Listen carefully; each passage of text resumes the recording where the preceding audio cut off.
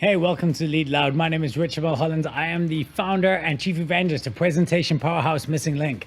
Now, each week on this channel, I answer a question for you about presentations or public speaking. But this week, I'm leaving my lane. I hope you'll stick with me anyway. So I'll see you back after this.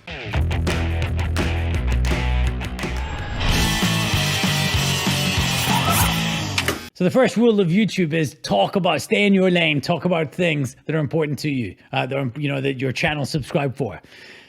This week, I want to not talk about that. We went into lockdown again. We're halfway through 2021. We're back in lockdown and spirits are low. So the video I wanted to create and the answer I want to give you to a question this week is about one that may not be the video you signed up for, but it's certainly the one I think you need. And the question I want to answer for you is, dude, why are you always so bloody happy? Because I'm a happy guy. And I think that happiness is important. We see it as a soft thing, like something that sits in the self-help part of the bookshop. But I don't see it that way. As far as I'm concerned, I'm around successful people all the time, but a lot of them, they seem successful, but they're miserable. And as far as I'm concerned, if you want to check that top box there, right, you can't. You can't check that box until you first check this one. You check this one, then you can check that one. Because I believe that happiness is a precursor to success. But we invest more in the financial success than we do in our happiness. And it's problematic because you can only build this off this one's foundation. If you do want to explore this idea a bit more, I highly recommend that you check out this book, The Happy Leader, by the excellent keynote speaker, Sean Johal. And if you're looking for a great speaker, definitely consider Sean. But I want to explore today what makes me happy, because I think there's something simple that we can all do that doesn't mean totally rejigging your life. It just means saying yes to one idea. And the idea I want you to say yes to is something you've done before in your life, and that is to say yes to the idea of hobbies. Right? I found this great test that was done. It was done by Harvard, and it said the secret to happiness, and it was this long test. And sure enough, I found this thing. What did you enjoy when you were younger? Singing, playing games, doing certain hobbies? Yes. When you're older, you have more opportunity to return to the activities you associate with happiness. That is it.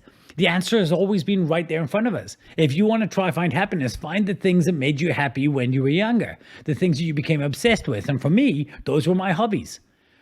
I want you to sit for a second and think that wasn't my hobby. I wish it was. I want you to sit there and think for a second about the things that defined you when you were a kid.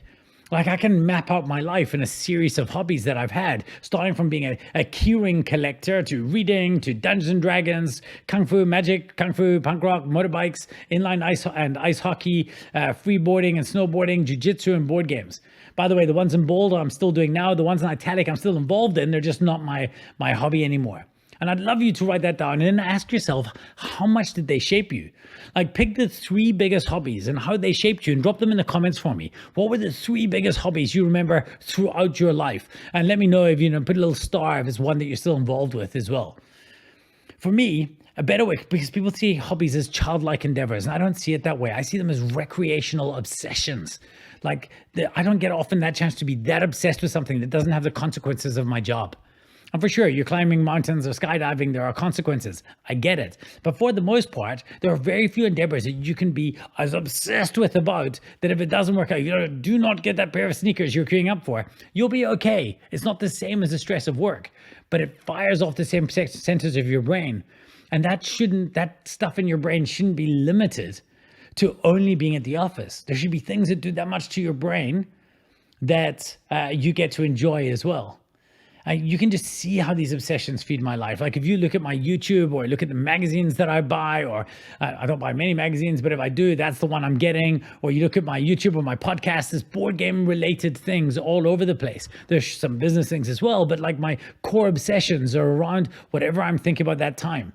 And I'm constantly looking for things that feed my brain there.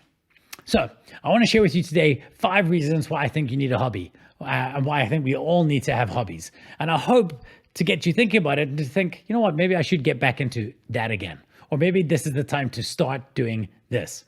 Thing number 1, they create attention gravity. The reason most people Netflix and chill is because they're not sure what else they want to do.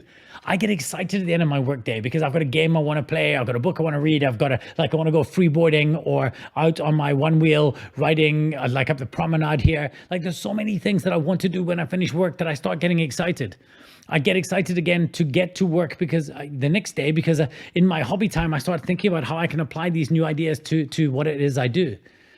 I think it's really great to have something to look forward to other than just sitting down and doing nothing. Oh, after the day I've had, I just need to do nothing. You don't.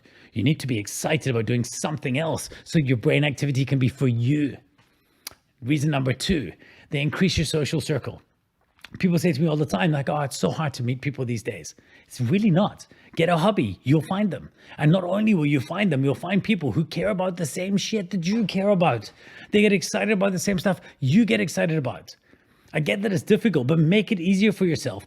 Find an obsession and you will automatically be surrounded by other people who are obsessed in the same thing. It's a pretty great way to start. Next thing number 3, they make you smarter and more interesting.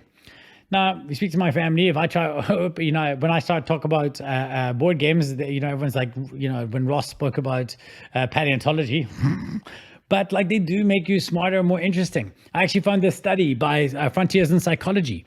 Adults participating in more leisure time activities generally have higher cognitive ability. Right? Then this one by Fast Company, The Benefits of Hobbies. Professor Ruth Bernstein found that the most successful scientists, including 4 Nobel laureates, were more likely to engage in hobbies involving imagination, hands-on activities, art, music, etc. People always say to me, oh, you think outside the box. I don't think outside the box. I've just got lots more boxes than average people because I've got so many things I'm obsessed on finding and learning deep stuff in. And these hobbies, they feed into my life. If you've been to a keynote that I've given, you've seen me talk about Waterloo, or you've seen me talk about victory condition design. These came from my hobbies, right? I've been made smarter. I've been given more boxes of where ideas can live because of my hobbies. Reason number 4, they reduce your stress. Or they create eustress, which is different to distress. I was playing a game with my son on Father's Day. It's a game called After the Empire, a board game. Incredible, check it out. And we were playing, and it was this big race, and I was playing with my wife and my daughter as well. But by the end of it, my son was we were neck and neck and neck, and he ended up beating me by 1 point, and I was like, and I was obsessed, and it was the best kind of stress to do. Both of us like trying to beat each other and things. It was incredible. And that kind of thing you can only get from hobbies. And again, it's a great feeling when you have it for something that doesn't matter, because the only other time you feel like that is when your job is on the line. That's not cool. And then finally, reason number 5, they enrich your life. Again, for all the reasons above, but they really do enrich your life. I checked out this study in Your World in Data, and it was how much people spend their time. And then I looked at the people, the other leisure, the little blue in the end there, and I looked at the countries who do it the most, your Denmarks and Belgiums and, Finland, countries like this that are spending more time, Norway doing this and less time working. And then I went and checked out another study. I searched for world's happiest countries, and I wanted to see if there was a correlation. And sure enough, there was. You look up there and you see these same countries, they're spending less time at work and more time doing leisure activity that isn't TV and radio and things, are the happiest people. And it makes sense to me. So I want that happiness for you. I want you to go out and find something to do. And there's lots you can do, even now while things are closed down. Last year it was even more closed down. And that's why the 3 biggest hobbies last year were making bread, learning the guitar, and playing chess. Right? Anything available to you. Just find something, that thing that excited you when you were a kid. Start with that. If you're not sure, martial arts is a great way to go. I've done martial arts throughout my entire adult life. They are phenomenal things, and there's so many instructors who'll teach you on Zoom. So that's it for this one. Find something, commit, saying hey, if I want to start a hobby tomorrow, what would it be? If you do, by all means, let me know in the comments. And I hope you do, because I want you to be happy.